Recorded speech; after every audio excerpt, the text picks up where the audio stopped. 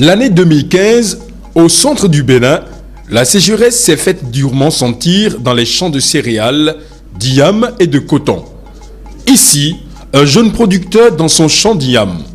L'agriculture de cette année-là, c'est pas possible.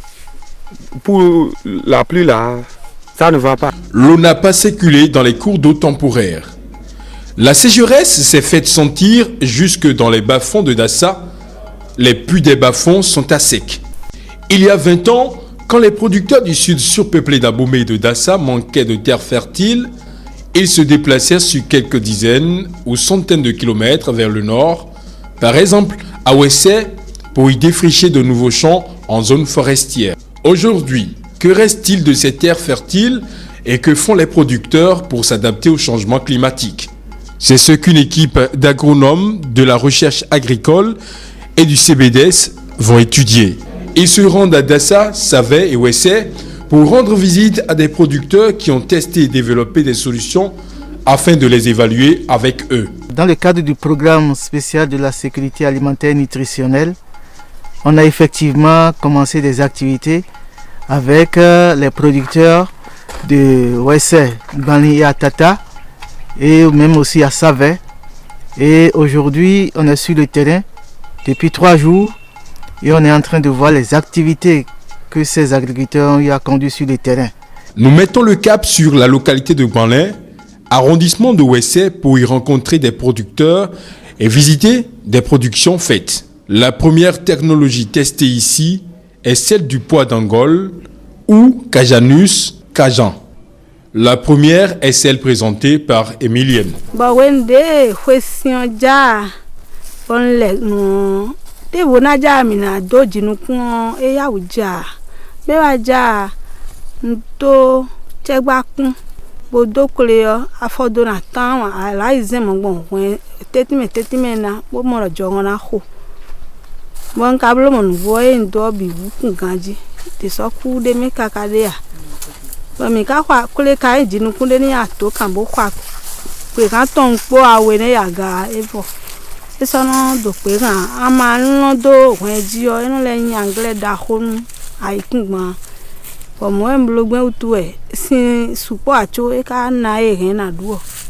Au terme des visites des parcelles, les producteurs échangent sur leurs expériences et difficultés rencontrées.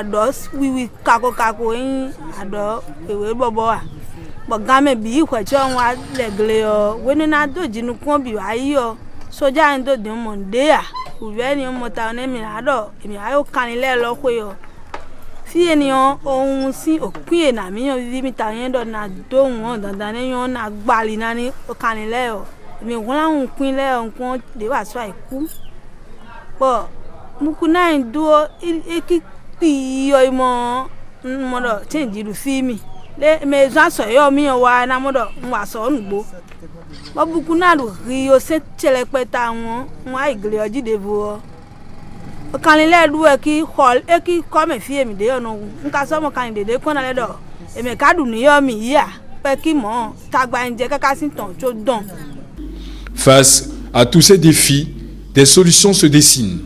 La première a été identifiée à Ouessé chez un producteur. C'est la clôture des champs avec des haies ou en bocagement. Toutes ces choses-là, le tout donne un bon rendement pour le sol. Le tout enrichit très bien le sol. Je ne sais pas ce que je peux laisser ou bien ce que je peux détester. Donc tout est bon devant moi. Donc on travaillait de cela. Mais dommage, quelques 2-3 ans après, les bœufs nous ont envahis. À Minifi, même difficulté avec les animaux, surtout quand ils sont affamés en saison sèche. Les bœufs rentrent dans les parcelles de poils d'Angole, de Mucuna utilis, de Askinomene istris, installés pour fertiliser les terres et les broutes. Ils détruisent aussi le manioc ou l'iam. Bon, et des minofini, on va vous nous minofini. il faut bagler les bidins. C'est un autre quoi. Mais quand les zéro temps, bon là il mort quand vous mettez, quand vous mettez, mais domi so jale bo jeweni yo et non les non yibu non les dit bon mi non les somi do xome. Mais là aussi, une solution est suggérée pour que les animaux en transhumance disposent d'une source de fourrage sans devoir détruire les champs en saison sèche. J'ai vu que ça a besoin d'une sensibilisation des peuples également. Donc, on va les sensibiliser. Ils savent déjà que les légumineuses herbacées sont bons pour leurs animaux. Donc on les sensibilise et on les fait voir qu'ils peuvent l'acheter chez nous.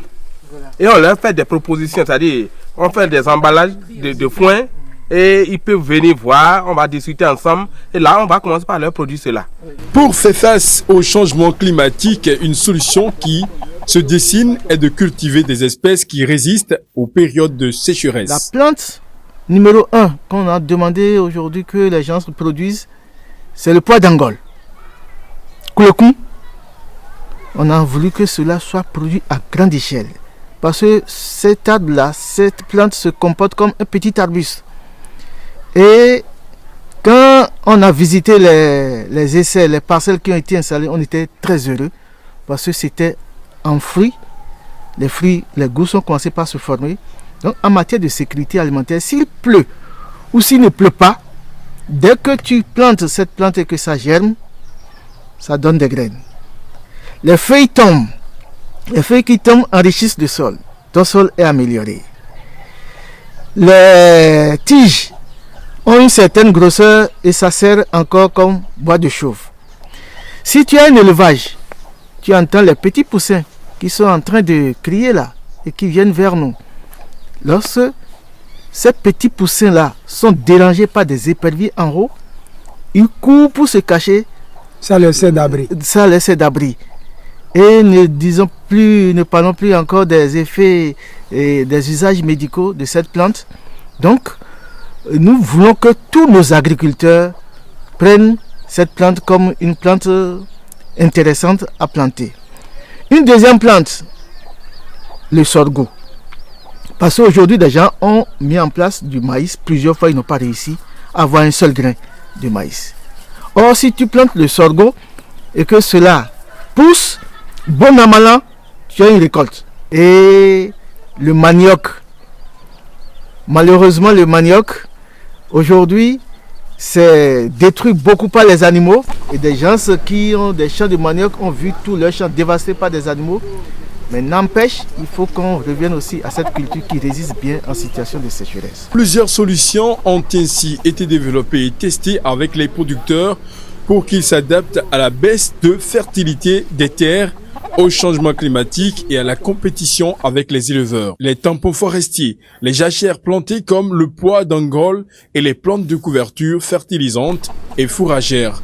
Liam entre les haies de Gliricidia, les cultures tolérantes à la sécheresse comme le sorgho ou le manioc, l'installation de plusieurs champs le long des pentes et enfin la clôture des champs avec des haies de Gliricidia pour permettre la circulation des animaux tout en réduisant les dégâts sur les cultures. Mais comment passer à grande échelle? Si on veut aller vers l'embocagement, ça veut dire aussi donc expliquer à l'ensemble des producteurs, à l'ensemble des éleveurs que maintenant les producteurs auront des zones dans lesquelles ils vont faire leurs activités agricoles, les éleveurs auront leurs zones et chacun doit veiller à ce que l'autre ne puisse pas empiéter chez lui. Exact. Donc on n'est pas en train sans cesse de chercher à se faire rembourser des dégâts, mais on cherche à faire la prévention des dégâts. Et ça nécessite quand même une entente et après des sanctions. Il faut que les sanctions pour ceux qui ne respectent pas finalement les engagements pris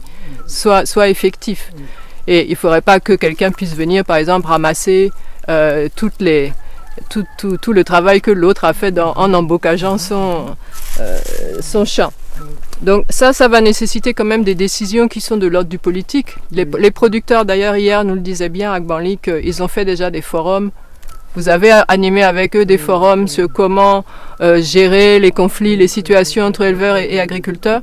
Mais ça n'a rien changé parce que les bonnes décisions n'ont pas été appliquées. Oui, c'est ça. Et ça relève maintenant des décideurs. Je crois la balle est dans leur camp. Il faut que les services de l'agriculture et les élus locaux et évidemment au niveau national prennent un petit peu voient que c'est vraiment un problème qui nous rattrape. Le changement climatique, la compétition entre les ressources qui exacerbe finalement après ces conflits entre communautés qui ont des besoins différents, c'est en train de nous rattraper et ça peut faire beaucoup de dégâts sociopolitiques. Donc on n'est pas simplement en train de parler de technologie là, on est vraiment en train de parler un peu de l'avenir de cette zone et de ses enfants.